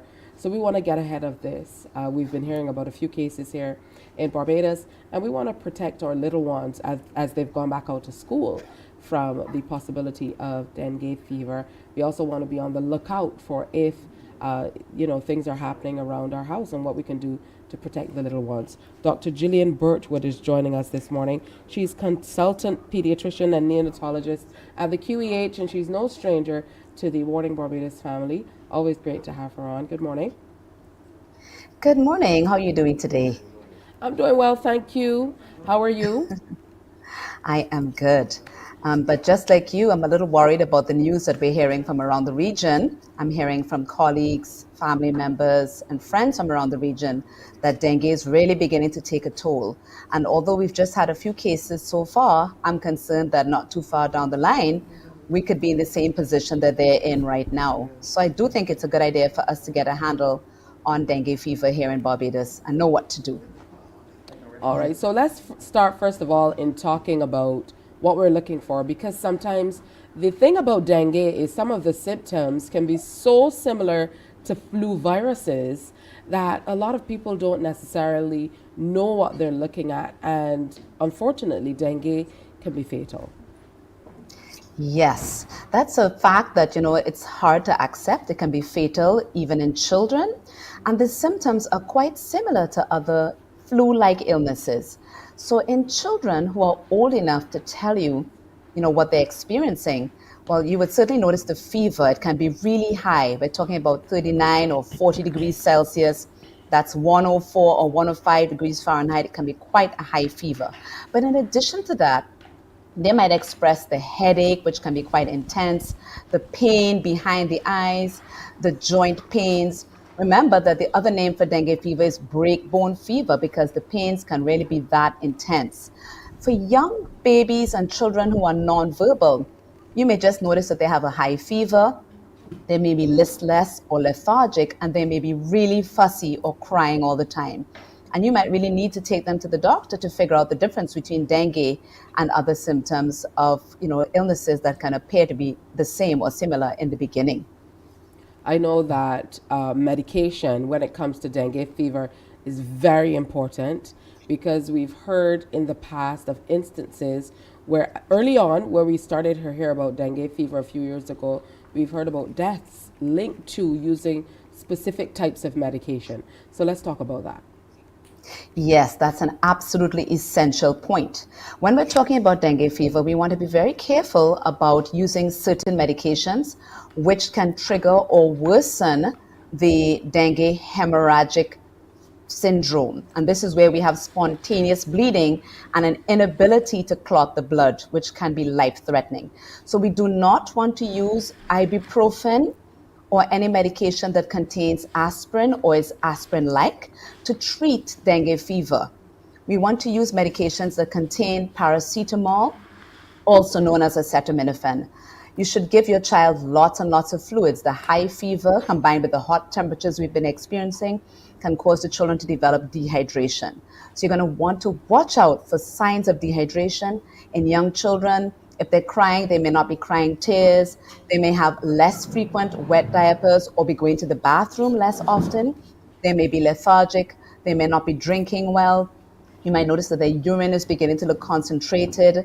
Their eyes may look dry. And so these are signs of dehydration you need to look out for. But in addition to that, it's really important if you have someone in the house who's suspected to have dengue fever or who does have dengue fever, to protect others who live in the household. Remember, you're sharing the mosquitoes in that house. They'll bite the person who has dengue fever and then fly to the next person who does not have dengue fever and transmit the virus. So I think it's very important to make sure that they are covered with mosquito repellent and others in the household use mosquito repellent in order to protect others from getting it in the household. What an interesting way of putting it. You're sharing the mosquitoes in the house. Never thought Yes. about it that way, but most certainly. And these days, because it's so warm outside, climatic conditions will dictate, certain things that will make them more prevalent. We're using the AC units. You want to make sure the drainage is there, that you're turning over those plants and so on. But for those who don't know, you're looking for that Aedes aegypti mosquito, and it's the mosquito with the little white specks. Yes, that is the mosquito that's sharing it around. That's the mosquito we are sharing. Yes, so there might be a there might be a picture of the Aedes aegypti mosquito. There he is, or she is, in all her glory. She's the tiger striped one that we all dread seeing. And it's important to remember that the Aedes aegypti mosquito definitely bites during the day, not just at night. It more frequently bites during the day. In the couple of hours around sunrise and around sunset, that Aedes aegypti is most likely to be active. So remember to cover your children with mosquito repellent when they're going to school. You should use an effective mosquito repellent that contains DEET or picaridin. You should also make sure that for the children who are going off to daycare, who perhaps may not be wearing a uniform, that they should be wearing light colored clothing, and it should be lightweight so they don't get too hot. And you want to cover their arms and legs. Babies get bitten on their heads, they get bitten on the bottom of their feet. And so you want to make sure that those exposed areas are covered with mosquito repellent. Don't put it on their hands and don't put it on their face because they're going to get it, they're going to eat it, they're going to put it on their face, they're going to get it in their eyes. Use mosquito netting for those babies who are at home or those babies who are in the cots during the day. And definitely, as you mentioned, you sounded just like a public health inspector, Tisha. You should check around your home for those breeding sites, check the plant pots, check those bottle covers, old tires, anything that can keep even a small amount of water. See to it that you keep it empty. If you see the Aedes aegypti on your property, it hasn't gone far. It's coming from somewhere on your property. Don't blame your neighbor. It's coming from you. So check your household. Somewhere you're breeding that mosquito on your site. Absolutely. It seems that I might have a second chance at a new career in public health. How about that? All right, so let's go through some of these symptoms with the little ones again, because again, they can be symptoms that you don't immediately connect with dengue fever, starting with something as simple as a bellyache and then going to, even something more drastic in terms of nosebleeds and things like that. Yes. So after the initial phase of dengue, which can last up to a week when they have that high fever, the fever breaks and everybody breathes a sigh of relief and says, okay, we're over this. But actually, you could potentially be entering the most dangerous phase of dengue. The next 24 to 48 hours after the fever breaks, about 5% of people go on to develop severe dengue, which we call dengue with warning signs. And that is what you need to know to look out for. So warning signs after that fever has broken include intense abdominal pain, vomiting at least 3 times in about 24 hours. There may be bleeding. You might notice a little nosebleed or a little bleeding when you're brushing their teeth on their gums. They might be vomiting and have blood tinged vomit or a little bit of blood in the stool. So it's really important to look after what they've done in the toilet. You may not normally do that with older children, but you really should during that crucial time. They may be very restless or irritable. And because they may be in shock, you might feel a child with cold, clammy skin who is not as alert and active as you would expect. And in severe cases, they may have difficulty breathing. So if you see some of these warning signs after the fever has broken, especially, but even during the actual fever phase, this is when you need to get up and take your child to the doctor, to the emergency room, to get some kind of urgent medical attention, because this is what causes children to lose lives going into that phase of dengue shock or of dengue hemorrhagic fever. So it's particularly important after that fever has broken to pay attention, because that could be actually the most dangerous phase of dengue. So if it's one thing I want parents to take away, it's pay attention after that fever has broken. I want to thank you, as always, Dr. Birchwood. Lots for us to think about, but most importantly, you've pointed out all of those signs for us to look forward to. And there are a few things that, used to be what you had to do when you had little ones. People used to do the mosquito netting. I don't know if people still do that. I mean, that was standard. In packing the bag and getting ready for the hospital, a mosquito net was a part of that. So make sure you go back to that for the very little ones. And then, of course, you want to make sure you check around the homes to see where you're breeding mosquitoes. If you have multiple bathrooms, you want to make sure that you're flushing those toilets and stuff like that, where there might be water that's settling around the house. We definitely do not want a public health crisis here in Barbados when it comes to dengue fever. So thank you so much, Dr. Birchwood. Always insightful. Always great to hear from you. Thank you for having me. Have a great day. And you. So make sure you look out for the Aedes aegypti mosquito. Get rid of them. We don't want dengue fever making our little ones sick. All right, we're going to take another break, and when we come back, we're talking archery. Stay with us. Morning, morning, morning. Good morning. Good morning to you.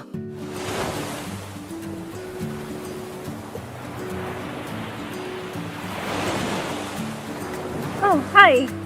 My name is Stacia Whitaker, and I'm a registered dietitian nutritionist and a member of the Heart and Stroke Childhood Obesity Prevention Coalition. My motto is when in doubt, leave it out, and it goes for when I'm eating, because sometimes things have ingredients that we're not sure of, and I like to keep it simple. And if I'm eating something and I'm not sure the ingredients in that particular thing, then I choose to leave it out. So I keep my snacking simple with fruit, nuts, or just water. It's easy to remember, there's no added ingredients, and it's also very nutritious. So remember, childhood obesity is real, so choose healthier alternatives. And when in doubt, leave it out.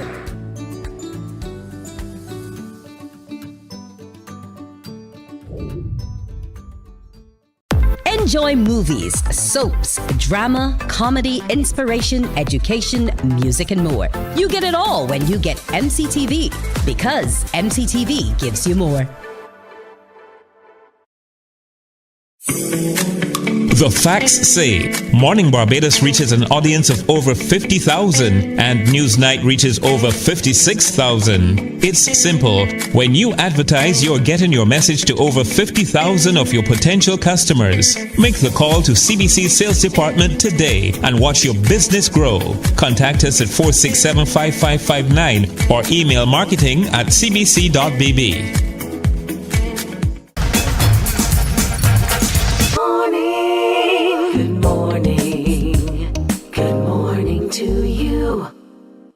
Welcome back. So we want to share with you about the Caribbean Development Championships coming up in Tobago pretty shortly.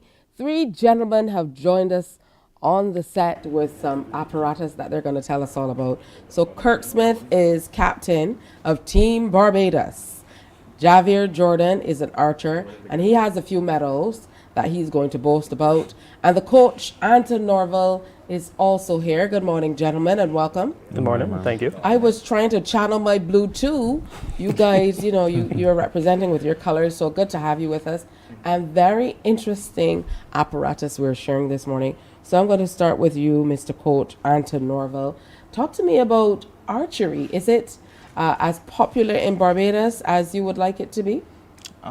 At present, no, but that's something that we're all working on. And there are a lot of different clubs on the island right now that are starting up. St. Lawrence Gap, as most people would know about, they have a lot of fun. It caters to a lot of tourists coming in, and there are a lot of young archers at St. Lawrence that are also training.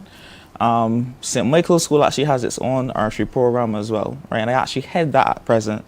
Right, and then there's like Barbados Archery Club and also Bullseye. So the sport in the past couple of years has seen a lot of interest, and it's starting to grow a lot more. But it could be a lot bigger. It's ironic that I only kind of paid attention to that St. Lawrence space earlier this week. I was driving through and I saw a whole bunch of people, and then I saw, is it referred to as a bullseye? Yes? Yes, the targets. The targets. I saw a whole host of targets, and I was like, whoa, is this a special occasion? I didn't realize it's an actual club. So interesting stuff. So we have a 20-person team made up of, the tech team, managers, coaches, and shooters who are going to Trinidad for the Caribbean Development Championships in archery from the 27th of September down through the 3rd of October. And you are the coach, you're the captain, Mr. Smith. Yes, I am. So talk to me a little bit about how you got into archery. So back in 2009, where I was working, that company at the time sponsored the national championships. And as a manager at that company, I was asked to go and take the opening shot. So a good friend of mine, Roger Gall, he was shooter at the time. And, he set me up the apparatus, a bow different to this. There's another bow that I shoot called a compound bow. This was a recurve bow. And Javier will demonstrate a bit later. And I shot a bullseye, my first shot, actually opening tournament, and I fell in love with it from then. And so I've been shooting. I was shooting for a 4-year period at that point in time. Like Javier, won a few medals. I took a break of about 10 years. Life happened, work, a career, and I started back last year to get back into it, and I'm ready to get back into it professionally. One thing about archery is that there's no limit on age. So, we have people that have shot in senior games in the US and won medals. You can shoot up to in your 90s if you choose to.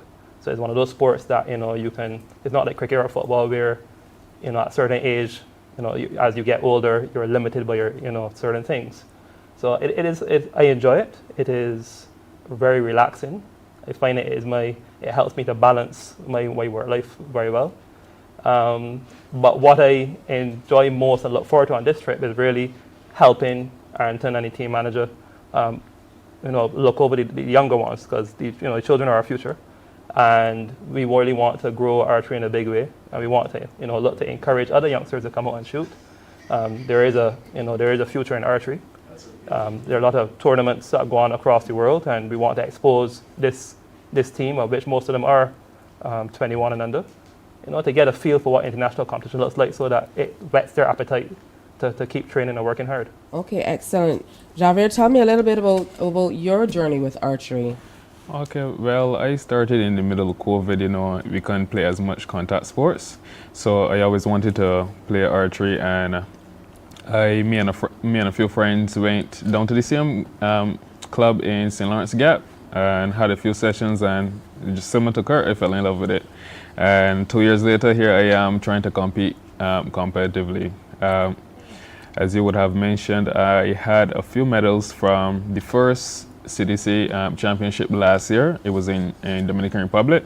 I was the only body representing Barbados at the championship at the time. So this year, going back again with a much bigger team is very nice to see, because all the other countries last year had large teams participating. So it's good to help push the sport in Barbados as well too, and get the younger ones more interested in competing competitively. All right, that's really interesting stuff. And it's great to see that you're getting so many younger people who are interested in the sport as well. So break down the apparatus for us. Now I know that you said, Kirk, that this is a curve bow. A recurve bow. I forgot the re. And they're different types. So Javier, I believe this is yours. So tell us a little bit about it. So this type of bow came off of the traditional longbow, which most people are accustomed to, that you will see in the movies, Robin Hood and what's not. But this has a bit more technology, modern day, everything advancing. So this has a bit more technology. You will see the long rods and the side rods help with the stabilization, and they have a whole sight and clicker, and all this Robin Hood wouldn't have had when you see shooting. But this is the equipment that is used at Olympics. Currently at Olympics, this is the only form of archery that is shot at Olympics. I'm pretty sure in the near future we'll see the other form, compound archery, at the Olympics too. They're pushing a lot for it, but this is the main setup that we use. And then you will see the arrows with the pink fletches and stuff. But with Robin Hood, it would have been feathers before. Now we have fletches with a whole different type of material apart from the feathers back in the past. So the sport has advanced a lot in the years, like everything else has, and this is what we usually use for competition now. Wow, interesting stuff. Kirk, talk to us about the different bow that you mentioned you use. Yes, so to add a bit to what Javier said, the traditional Robin Hood bow is still in competition, and we actually have 2 archers, I believe, shooting what we call bear bow this weekend coming. And it's literally just, the real bow as you see on the string, and there's no sight like that. So you're doing it really Robin Hood style. The other bow is a compound bow, which is very mechanical. So whereas with this bow, when you pull it back, you're holding all the weight of the bow. With a compound, it has axles at the top that actually hold the weight.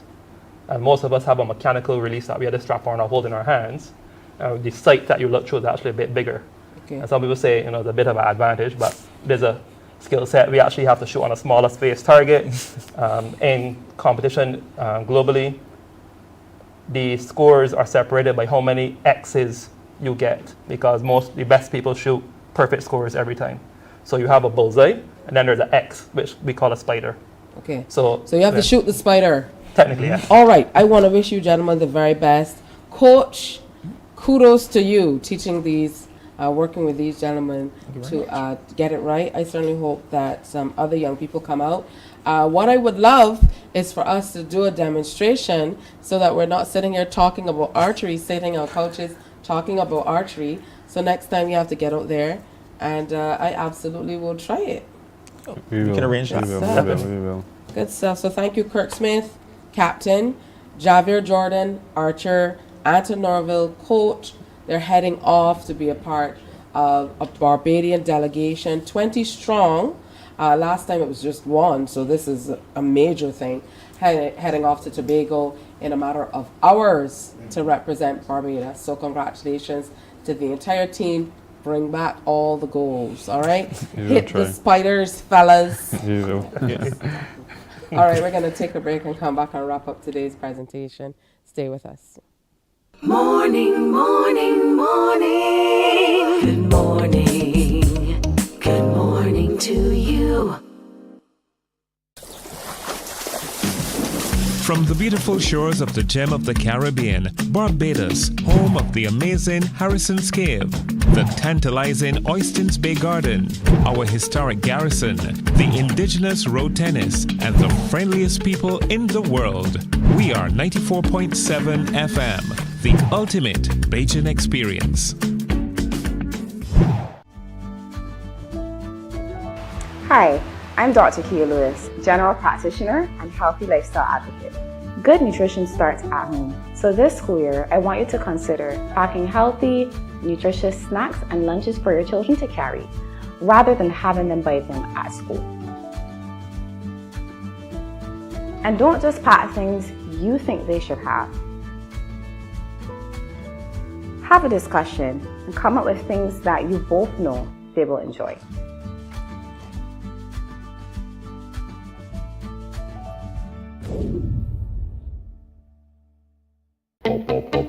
We enjoy a game of dominoes and singing karaoke. I just love crew.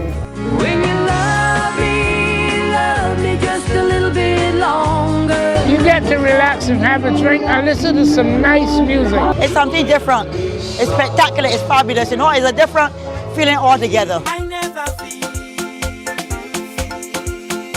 so good in a party yet. Follow me to Q in the Community this Thursday.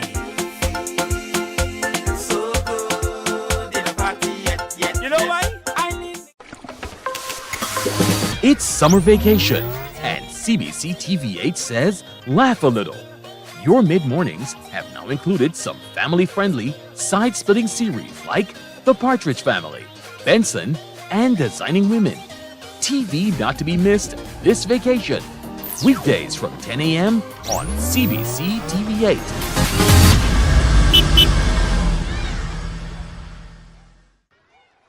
Morning, morning, morning. Good morning. Good morning to you. The Barbados Tourism Marketing Inc. invites you to jumpstart your day with us as we celebrate World Tourism Day. There will be amazing prizes, exciting entertainment, and lots of other fun surprises. Wednesday, September 27th, the BTMI Car Park Warrens comes alive from 6 a.m. Join us for the live broadcast of Mornin Barbados on CBC TV, featuring a live breakfast show with Chef Greg, mixologist Shane McLean, and cultural performances, including TC and much more. See you then.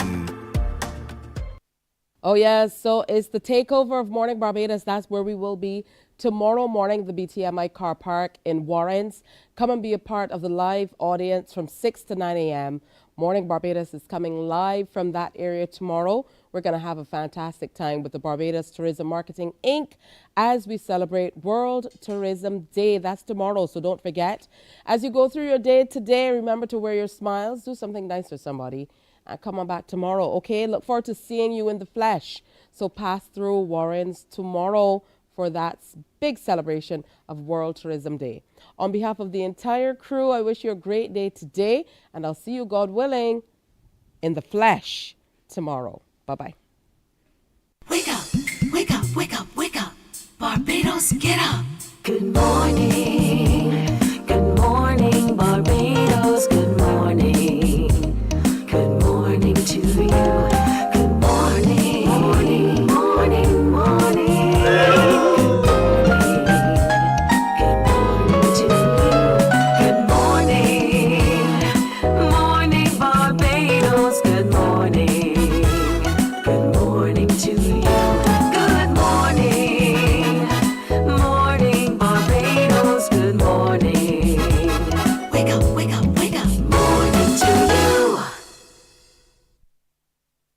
Barbados, it's time to wake up. Wake up, wake up, wake up, wake The up. Barbados Tourism Marketing Inc. invites you to jumpstart your day with us for a little midweek fun as we celebrate World Tourism Day. There will be amazing prizes, exciting entertainment, and lots of other fun surprises. Wednesday, September 27th, the BTMI Car Park Warrens comes alive from 6 a.m. as we delve into all things tourism. Join us for the live broadcast of Mornin Barbados on CBC TV, featuring a live breakfast show with Chef Greg, mixologist Shane McLean, and cultural performances, including TC and much more. See you then. Wake up, wake up, wake up. Morning to you. Barbados, it's time to wake up. Wake up, wake up, wake up, wake The up. Barbados Tourism Marketing Inc. invites you to jumpstart your day with us for a little midweek fun as we celebrate World Tourism Day. There will be amazing prizes, exciting entertainment, and lots of other fun surprises. Wednesday, September 27th, the BTMI Car Park Warrens comes alive from 6 a.m. as we delve into all things tourism. Join us for the live broadcast of Mornin Barbados on CBC TV, featuring a live breakfast show with Chef Greg, mixologist Shane McLean, and cultural performances, including TC and much more. See you then.